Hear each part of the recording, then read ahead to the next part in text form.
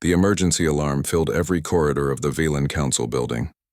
Counselor HFY ran down the marble hallway, her thin legs moving as fast as they could. Her translucent skin showed the blue blood pumping through her veins. Fear had a taste on Vela Prime now. It tasted like ash and endings.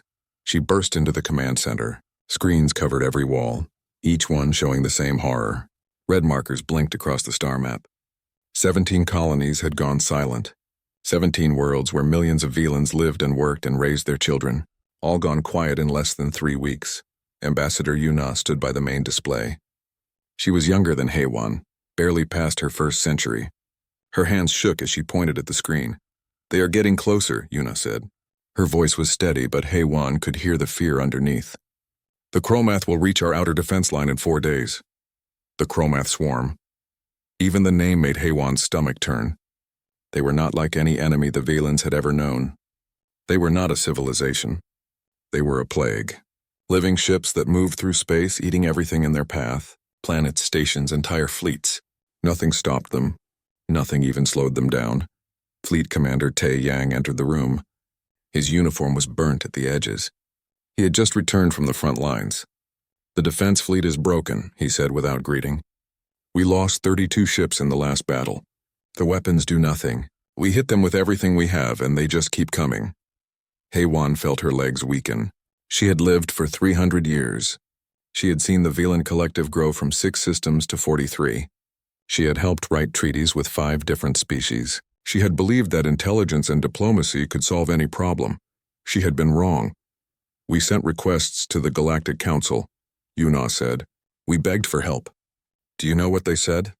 She laughed, but there was no humor in it. "They said we should evacuate. They said we should abandon our worlds and run. Some friends we have." The room fell silent. Outside the windows, Vela Prime looked peaceful. The purple sky was clear. The floating gardens drifted in the gentle wind. Children played in the parks. None of them knew that their entire civilization was about to die. Tae Yang walked to the star map. His finger traced a route through empty space. "There's one option we have not tried," he said quietly. "The quarantine zone." HFY's breath caught. She knew what he meant. Everyone in the room knew. "The humans," Yuna whispered. The word hung in the air like a curse. Humans. The species from the Deathworld. The species that scared the entire galaxy so much that they were locked away in their own system. 200 years ago, they had made first contact. It had gone badly. Very badly. Humans came from a planet called Earth. The report said it was a nightmare world. Gravity so strong it would crush most species. Predators that hunted in packs. Weather that could kill in minutes. Diseases that evolved faster than medicine could stop them. The humans had not just survived this world. They had conquered it. Then they had started looking at the stars. The Galactic Council had tested them. Simple diplomatic scenarios. The humans had failed every single one.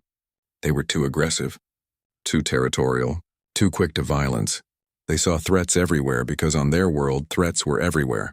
The Council had made a decision. Humanity was classified as Class 9 Deathworld species. They were placed under voluntary quarantine. For their own good, the Council had said. For everyone's safety. The humans had agreed. They went back to their system and closed the door behind them. No one had heard from them in 200 years. "We cannot," HFY said. "The humans are dangerous." The Council forbade contact. "If we break quarantine, the Council abandoned us," Yuna shouted. Her calm mask cracked. "They left us to die. What does it matter what they forbid? We will all be dead in a month anyway." Tae Yang nodded slowly. "The ambassador is right. We have no allies, no weapons that work, no time to evacuate 43 systems. The Chromath will consume us all." He turned to face HFY directly, "Unless we find someone who can fight them. Someone dangerous enough to make the Chromath afraid." HFY looked at the star map. The red markers blinked. Each one was a world filled with Velan souls. Her people, her responsibility. "What if the humans refuse?" she asked. "What if they do not care about us?" "Then we die knowing we tried everything," Yuna said. "But if they come," she paused. The old report said humans have one strange quality. They protect those who ask for help. Even strangers. Even enemies. They call it honor. "Honor will not stop the Chromath," Tae Yang said. "But human weapons might." Their warships. Their soldiers. If even half the stories are true, he did not finish. He did not need to. Everyone had heard the stories. Humans who could survive injuries that would kill any other species. Humans who fought in conditions that would make other soldiers surrender. Humans who never retreated, never quit, never stopped until their enemy was destroyed or they were dead. Monsters, the galaxy called them. Killers from a killer world. But maybe that was exactly what the Valens needed. HFY took a deep breath. Her hands were shaking. "Prepare the message," she said. "Send it to the Sol system. Maximum power on all frequencies. Send them our coordinates." "Tell them," she paused. "What did you say to monsters when you needed them to save you? Tell them we are dying. Tell them we need help. Tell them the Chromath swarm is coming and we cannot stop it." Yuna worked at her console. Her fingers moved quickly. "Message ready. Should I add anything else?" "Please," HFY whispered. "Add the word please. It costs us nothing to be polite." The message transmitted. Radio waves rushed out into the darkness, moving at the speed of light toward the quarantine zone. Toward Earth, toward humanity, toward hope or toward doom. HFY was no longer sure which. "How long until they receive it?" HFY asked. 3 days, Yuna said. "If they respond immediately, we might have their answer in a week." "We do not have a week," Taeyang said. "The Chromath will be here in 4 days." HFY walked to the window. She looked out at her beautiful world. Her doomed world. "Then we hold them as long as we can. Every ship. Every soldier. Every minute we buy might be the minute that saves us." She turned back to face her companions. "And if the humans do come, what then? What price will they demand?" "Does it matter?" Yuna asked. "We will be alive to pay it." The 3 Valens stood in silence. Outside, the alarms continued to wail. Ships launched from orbital docks, rushing to defensive positions they all knew were useless. Families huddled in their homes hoping for a miracle. And somewhere in the darkness between stars the message traveled, a desperate plea from a dying civilization to the species the galaxy had locked away. A prayer sent to monsters. HFY closed her eyes. She tried to imagine what the humans would look like if they came. Tall, the report said. Strong. With eyes that could stare at bright lights without pain. Skin that could heal from terrible wounds. Bodies built to survive on a world that killed everything else. She tried to imagine them as saviors. All she could see were the monsters from her nightmares. But nightmares could fight nightmares. And the Chromath were the worst nightmare of all. Admiral Hyunwoo stood in the command center deep beneath the Pacific Ocean. The walls were lined with screens showing every corner of human space. Mining stations around Jupiter, colony domes on Mars, ship construction yards orbiting the moon. 200 years of isolation had not been wasted. A young officer approached him. She was nervous. Admiral Hyunwoo had that effect on people. He had fought in the Mars Rebellion when colony workers tried to break free from Earth. He had stopped the Titan pirates when they raided supply convoys. He had spent 50 years building Earth's military into something powerful. "Something ready, sir," the officer said. Deep Space Monitoring picked up a transmission. "It is not one of ours," Hyunwoo turned. His eyes were sharp despite his age. "From outside the quarantine zone?" "Yes, sir." "It is a distress call. From a species called the Velan Collective. They are asking for help." The room went quiet. For 200 years, humanity had honored the quarantine. They had stayed in their system. They had not sent messages out. They had not tried to break free. The galaxy had called them dangerous, so they had removed themselves from the galaxy. Simple as that. But now the galaxy was calling them. "Play it," Hyunwoo ordered. The message filled the room. A voice spoke in a language computers quickly translated. The voice was female. She sounded tired, scared. She explained about the Chromath swarm, about the colonies that had fallen, about the approaching end of her civilization. She gave coordinates. She asked for help. Then she added one word at the end. "Please." Hyunwoo listened to the message 3 times. Then he called for a meeting. Within 2 hours, the most important people in human space gathered in the conference room. Military commanders, government leaders, scientists. They all wanted to know the same thing. What should humanity do? Dr. Jiwoo spoke first. She was the head of xenobiology, the study of alien life. "The Valens are a peaceful species," she said. "They have never attacked anyone. They built their civilization on cooperation and science. If they are asking for help, They must be truly desperate. Or it is a trap, said General Quan. He commanded the defense forces around Earth. The galaxy locked us away. Maybe this is a test. Maybe they want to see if we break quarantine. Then they have an excuse to destroy us. Or maybe they really need help, Captain Sora said. She commanded the UESF Retribution, the largest warship humanity had ever built. And maybe we are the only ones who can give it. The debate went on for hours. Some argued for caution. We have built a good life here, they said. Why risk everything for aliens who do not even know us? Others argued for action. If we hide forever, what is the point of having a military? What is the point of being strong? Commander Deho listened quietly. He led the Hellhounds, the Marine Corps Special Forces. His job was to fight in places where normal soldiers could not survive. He had trained for every possible scenario. Boarding enemy ships, fighting in zero gravity, urban combat on alien worlds. Finally, he spoke. I have read the reports about the Chromath Swarm, he said. They sound like a plague. They consume everything. If we ignore them, if we let them grow stronger, eventually they will come here. To Sol, to Earth. Better to fight them now while they are far away. That changed the mood in the room. People had been thinking about the Valens, about politics, about what the galaxy might think. Deho made them think about survival, about protecting Earth. Admiral Hyunwoo raised his hand. The room fell silent. Everyone waited to hear what he would say. 200 years ago, the galaxy judged us, he said quietly. They said we were too dangerous, too violent, too aggressive. They were not wrong. We come from a hard world. We have fought terrible wars. We have weapons that should never have been invented. He paused. But we have also learned. We have united. We have become something better than we were. He stood up. Someone asked us for help. Not to conquer. Not to control, to help. If we ignore that call, then the galaxy was right about us. We are monsters. But if we answer it, if we use our strength to protect instead of destroy, then maybe we prove them wrong. He looked around the room. I say we go. We send the fleet. We save the Valens if we can, and we show the galaxy what humanity really is. The vote was not unanimous. Some still thought it was too risky, but the majority agreed. Humanity would answer the call. The mobilization began immediately. Hyunwoo had spent decades preparing for this. The shipyards burst into activity. Crews reported to their vessels.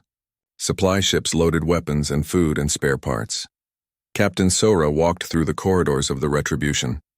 Her ship was 1 kilometer long, covered in armor that could stop almost anything. Inside were weapon systems that had never been tested in real combat. Railguns that could throw metal projectiles at incredible speeds, missile batteries with AI targeting, energy weapons that could burn through starship hulls. The ship was designed for one purpose, to kill other ships. Humans were very good at killing. They had thousands of years of practice. Commander Deho assembled his Marines in the training bay. 200 soldiers in powered armor. Each suit multiplied their strength, protected them from vacuum and radiation, had weapons built into the arms. The Marines could fight anywhere. On ships, on stations, on planets. In conditions that would kill unprotected humans in seconds. We are going to war, Deho told them. We are going to fight an enemy that has destroyed dozens of worlds. An enemy that does not surrender, does not negotiate, does not stop, he smiled. It was not a kind smile. Sounds like they never fought humans before. The Marines laughed. They were not afraid. Fear was something you felt when you did not know if you could win. They knew they could win. They were humans. Winning was what they did. Dr. Jiwoo prepared the first contact package. Information about humans, about Earth, about their biology and culture. She wanted the Valens to understand who was coming to help them. She wanted them to see humans as more than weapons. She included pictures of Earth, oceans and mountains and forests, cities full of people living normal lives, children playing, artists creating, scientists discovering. She wanted to show that humans were not just soldiers. But she also included warnings. Humans were strong because Earth made them strong. Their gravity was higher than most worlds. Their immune systems could fight diseases that would kill other species. They could eat foods that were poison to others. They had evolved to survive on a planet that constantly tried to kill them. The Valens needed to know what they were getting. 3 days after receiving the message, the first contact fleet was ready. 12 dreadnoughts, 47 destroyers, 8 carriers, support ships, troop transports, everything humanity could spare without leaving Earth defenseless. It was the largest military force humanity had ever assembled, and it was about to leave the solar system for the first time in 200 years. Admiral Hyunwoo stood on the bridge of his flagship. Around him, the fleet arranged itself into formation, sleek warships that looked like predators, because that was what they were. Predators going hunting. He recorded a message to send ahead of the fleet, to the Valens. It was short. Your call for help has been received. The United Earth Space Force is coming. Hold your position. Estimated arrival 47 days. Humanity answers, the message transmitted. Then the fleet jumped to faster-than-light travel. They crossed the quarantine border. Alarms went off all across the galaxy as automated systems detected the movement. The Deathworlders were no longer contained. They were coming. And they were coming to war. The human fleet moved through space like a school of sharks. Silent, fast, deadly. Captain Sora stood on the bridge of the Retribution, watching the tactical display.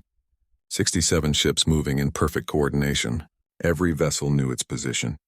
Every captain understood their role. They had practiced this formation 1,000 times. Now they would use it for real. Captain, her communications officer called out. We are receiving multiple warnings. Automated beacons. They are telling us to turn back. They say we are violating galactic law by leaving our quarantine zone. Sora smiled. Acknowledge the warnings. Do not respond. Maintain course and speed. The galaxy was nervous. Good, let them be nervous. Humanity had been locked away like dangerous animals for 200 years. Now the cage was open. The galaxy could deal with it. Dr. Jiwoo worked in her small office near the bridge. She was sending continuous messages ahead of the fleet, broadcasting in every language she knew, explaining that humanity came in peace, that they were responding to a distress call, that they meant no harm to anyone except the Chromath. She hoped someone would believe her. She feared no one would. The responses came slowly. Most were simple, alien ships moving away from the human fleet's path, creating distance, staying safe. A few sent actual messages, warning, you are approaching Helix Coalition space, turn back or be destroyed. The humans must not be allowed to reach the Valens. They will consume both species. To the Deathworld fleet we remember the old warnings. We will not interfere. Pass through our space in peace. That last message made Jiwoo feel a little better. At least someone was willing to trust them. Or maybe they were just too afraid to fight. Either way, it meant less trouble.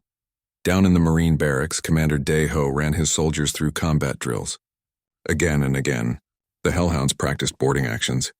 They practiced fighting in narrow corridors. They practiced dealing with biological threats. The Chromath ships are alive, Daeho told his troops. They will not be like anything you have trained for. The walls might move.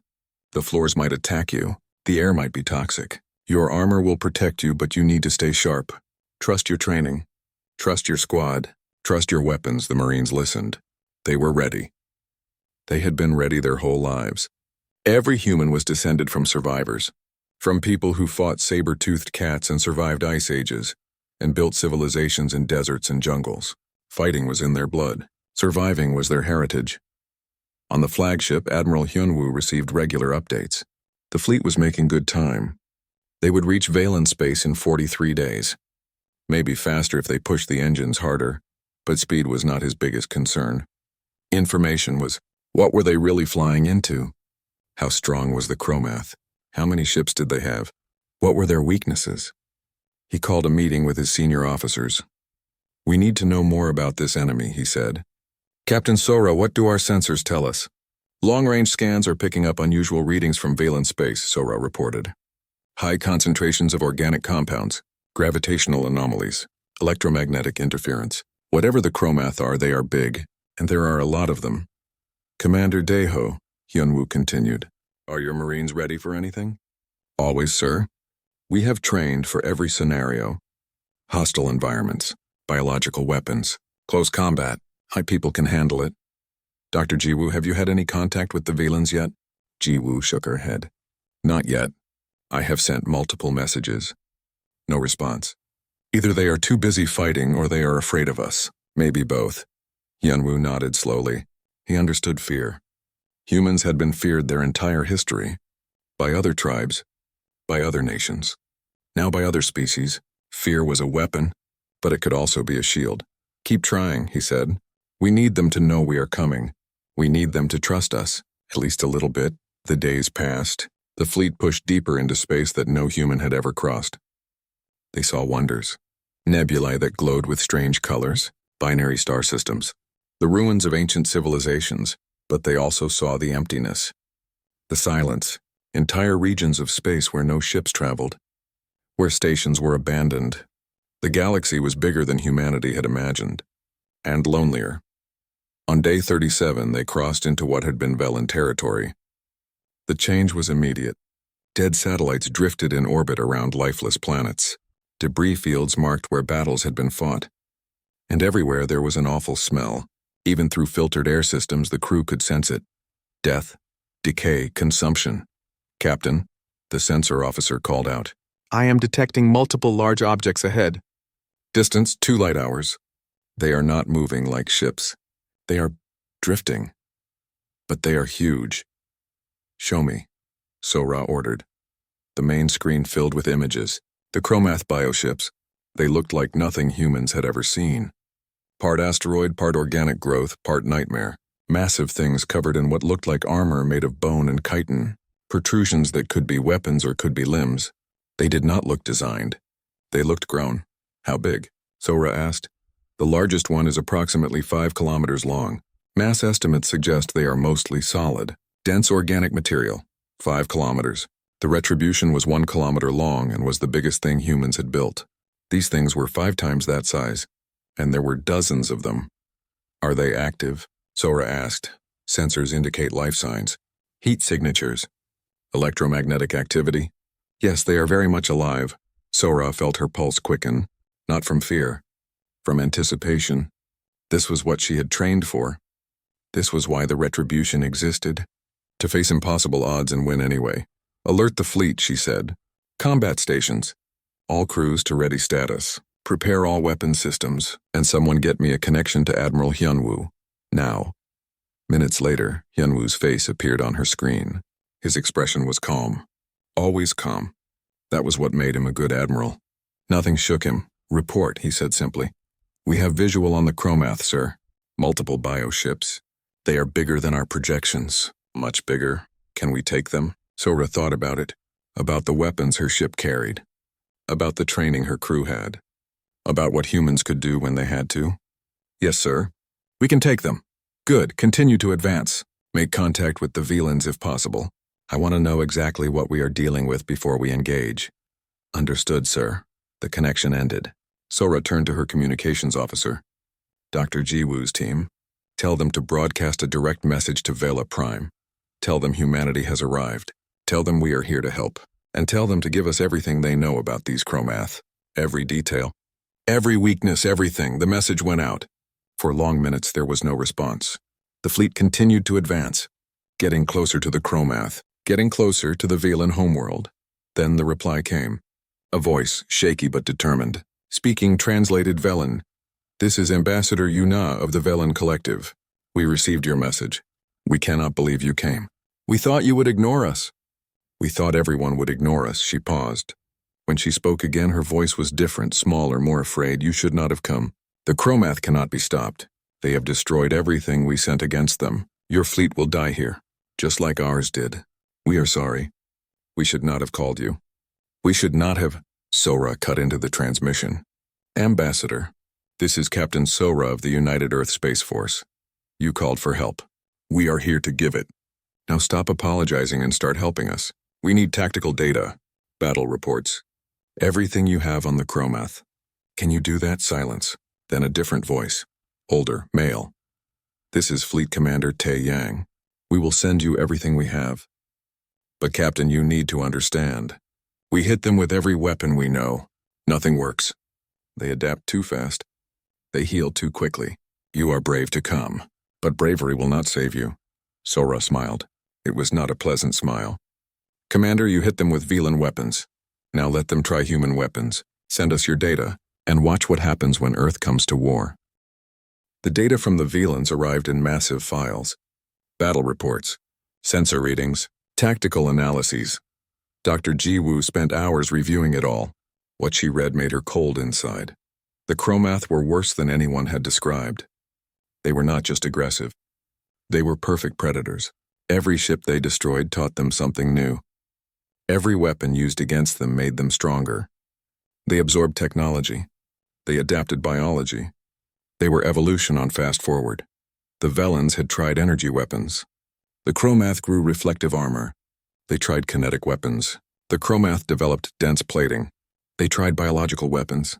The Chromath simply ate them and became immune. Ji-woo brought her findings to Admiral Hyunwoo. He listened carefully, his face showing nothing. So they adapt to everything, he said when she finished. Yes, sir. The Velans estimate that the Chromath can develop countermeasures to any single weapon system within 6 hours of first exposure. 6 hours. Hyunwoo was quiet for a moment. That is why we bring everything. All weapons. All tactics. We hit them with so many different things they cannot adapt fast enough. We overwhelm them. Ji-woo nodded. That is the theory, sir. But there is something else. The Velans are afraid of us, more afraid than they are of the Chromath. Why? They read the old reports. From 200 years ago. They know we come from a death world. They know we are physically stronger than them. They know our history of warfare. She paused. They are grateful we came. But they are terrified of what we might do after the Chromath are gone. Hyunwoo stood and walked to the window. Outside, the fleet moved through space in perfect formation. Beautiful and terrible at the same time. Then we will have to show them what we are, he said softly. Not just in how we fight, but in what we do after we win.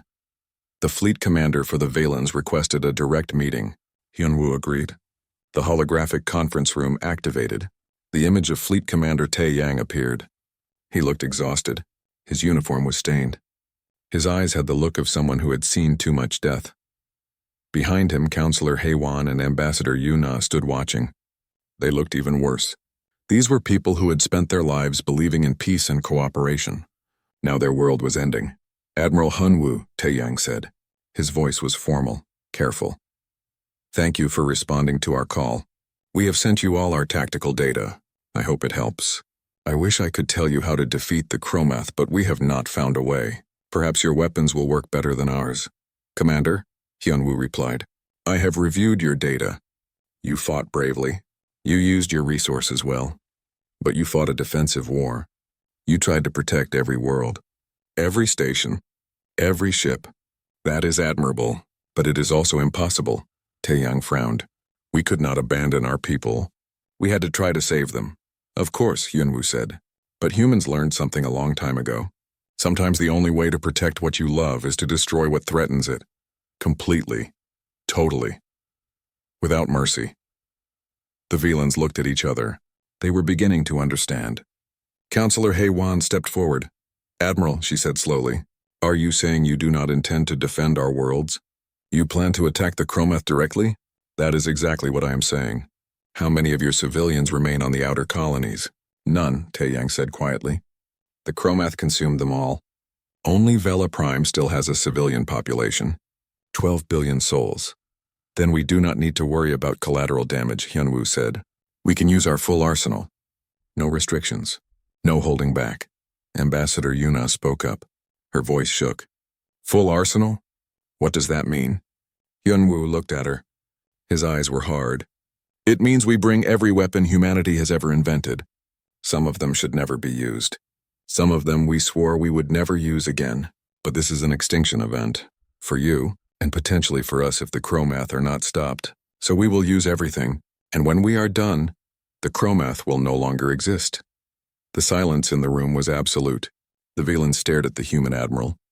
They had called for help. They had not realized they were calling for annihilation. Finally, Hae-won spoke. You understand we have no way to pay you for this. We have no resources left. No technology you would want. We can offer nothing but our gratitude. We do not want payment, Hyunwoo said. We want the quarantine to end. We want to rejoin the galaxy. Not as conquerors, not as invaders, but as equals, as allies. Your call for help gives us that chance. You prove that we are needed, that we have value beyond our capacity for violence. Yuna stepped closer to the hologram. If you do this, if you save us, the Velan Collective will stand with humanity. We will tell the galaxy what you did. We will sponsor your return. We will be your allies. Then we have an agreement, Hyunwoo said. Now let me explain what will happen. My fleet will engage the Chromath in 48 hours. We will draw them away from Vela Prime. I want you to evacuate as many people as possible to underground shelters. Seal them. Make them as safe as you can. You think some Chromath will get through? Taeyang asked. No. I think my weapons will be very bright and very loud. I do not want to scare your population. And if something goes wrong, if we fail, your people will have some protection. Haewon shook her head. If you fail, Admiral, shelters will not save us. The Chromath will find everyone eventually. They always do. Then we will not fail, Hyunwoo said simply. Humanity does not travel across the galaxy to lose. The meeting ended. The hologram faded. Hyunwoo turned to his own officers. Captain So-ra, deploy the fleet in attack formation. Dreadnoughts on the front line. Carriers in support. Destroyers to provide screening. I want every weapon charged and ready, everything. Yes, sir. All weapons including all weapons, Hyunwoo repeated firmly. Including those, So-ra nodded. She understood. The antimatter weapons, the planet killers, the weapons that humanity had sworn never to use except in the most desperate situations. This qualified as desperate. Commander Daeho, prepare your Marines for boarding actions. If any Chromath ships survive our initial attack, I want them taken out from the inside. Can you do that? Sir, my Marines can board a sun if you order it. A few bioships will not be a problem. Good. Dr. Jiwoo, keep monitoring Valen communications. I want to know if the Chromath changed their behavior. Any new tactics, any new abilities, anything. Understood, Admiral. Hyunwoo looked at the tactical display. The Chromath bioships were there. Dozens of them. Each one massive, each one deadly. They had destroyed an entire civilization, but they had not fought humanity yet. They had not experienced what happens when a species from a death world decides something must die. The galaxy was about to learn a lesson. A simple lesson. A brutal lesson. Never threaten something a human has decided to protect. On Vela Prime, the population watched their skies. They saw their own defeated ships limping home. They saw the Chromath bioships drifting closer, and now they saw something new. Ships that looked different. Ships that moved different. Ships that came from a world even more terrifying than the Chromath. The humans had arrived, and they came not to defend. They came to destroy. The human fleet did not approach slowly. They did not try to negotiate. They did not send warnings. They simply attacked. Admiral Hyunwoo gave one order: fire everything. The railguns spoke first. Massive weapons that used magnetic acceleration to throw metal projectiles at incredible speeds, not just fast, a significant fraction of the speed of light. At those velocities, a piece of metal the size of a fist had enough energy to destroy a building. The human ships fired hundreds of them in the first salvo. The Chromath bioships had armor, thick organic plating that had stopped Velan weapons. It might as well have been paper. The railgun rounds punched through the bioships like bullets through fruit.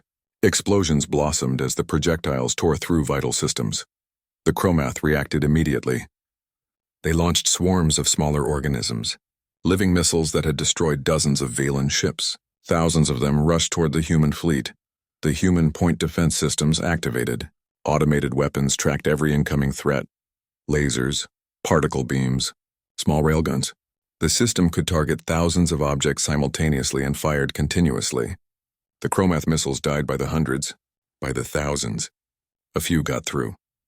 They slammed into human ships. They bounced off. The armor was too strong. These were ships built to withstand micrometeorites traveling at interstellar speeds. Biological missiles were nothing. Captain So-ra watched the battle unfold on her displays. The Chromath were trying to adapt. She could see it. Their armor was getting thicker, their movements more evasive, but they were too slow. Humans did not rely on a single weapon. Switch to missiles, she ordered. Full spread. All batteries, the missile launchers opened. Hundreds of weapons streaked toward the Chromath ships. But these were not simple explosives. Each missile had its own computer brain, its own sensors, its own ability to think and adjust. They worked together like a swarm of angry insects, coordinating their attacks, finding weak points, exploiting gaps. The Chromath bioships shuddered under the impacts. They tried to grow countermeasures, tried to create defensive fields. Too late. The missiles were already inside their armor, already detonating deep in their organic hulls. Energy weapons, Sora continued. Full power. Burn them.